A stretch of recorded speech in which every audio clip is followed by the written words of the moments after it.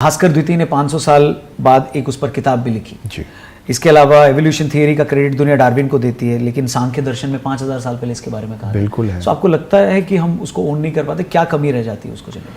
हम लोगों को आदत पड़ गई है वेस्टर्न कल्चर से, वेस्टर्न कंट्री से वैलिडेशन लेने की। थोड़ा उन्होंने हमको ऐसा बना दिया, थोड़ा हमने अपने आप को ऐसा बना दिया। तो आप जो अभी आपने बोला ब्रह्मगुप्त और भास्कर द्वितीय के बारे में, तो ब्रह्मगुप्त ने लिखा था कि जैसे अग्नि का काम हर चीज को भस्म करना है, जैसे पानी का काम है शीतलता प्रदान करना और बहते रहना, है ना, वैसी पृथ्वी का, जमीन का काम है हर चीज को अपने प्रति आकर्षित करना।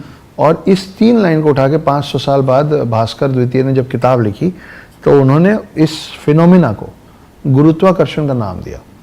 तो गुरुत्वाकर्षण शब्द पहले बना है हमारे ग्रंथों में, पहले लिखा है बजाय कि न्यूटन्स लॉ ऑफ ग्रेविटी के। But it's just that we are very bad marketers. हम अभी भी सीख ही रहे हैं, मार्केटिंग नहीं आती हमको, और हमको लगता है कि इसकी जरूरत भी क्या है, क्योंकि उस समय ज्यादातर चीजें ना कॉपीराइट क्लेम करने के लिए, पेटेंट राइट क्लेम करने के लिए हम लोग करते नहीं थे। हम करते थे मानव के उत्थान के लिए, है ना, कि ह्यूमंस का भला हो।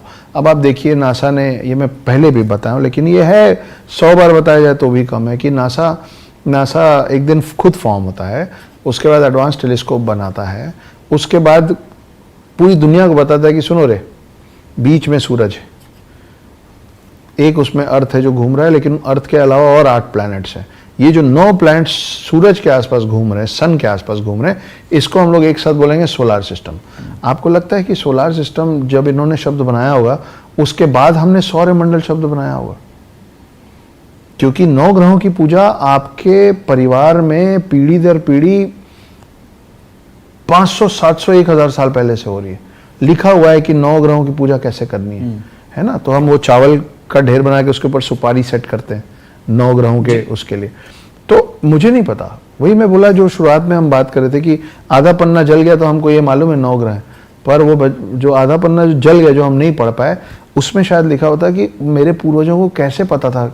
आप और मैं नेकेड आई से तो 9 ग्रह नहीं देख सकते। करेक्ट। और हमको तो इस बात पे भी बेवकूफ़ बोला गया था कि रावण पुष्पक विमान पे आया था। जब तक राइट ब्रदर्स ने हवाई जहाज नहीं उड़ा दिया तब तक यही माना गया कि हम लोग बेवकूफ़ हैं, आदमी उड़ नहीं सकता। तो आप बताइए ना कि यहाँ बैठे बैठे कैसे मालूम था कि कुंडली किस बेसिस पे बन रही है? 9 ग्रहों के बेसिस पे बन रही है। आपके अभी हनुमान जी की बात कर रहे थे, हनुमान जी के हनुमान चालीसा में अर्थ और सन का डिस्टेंस लिखा है और ऑलमोस्ट करेक्ट लिखा है।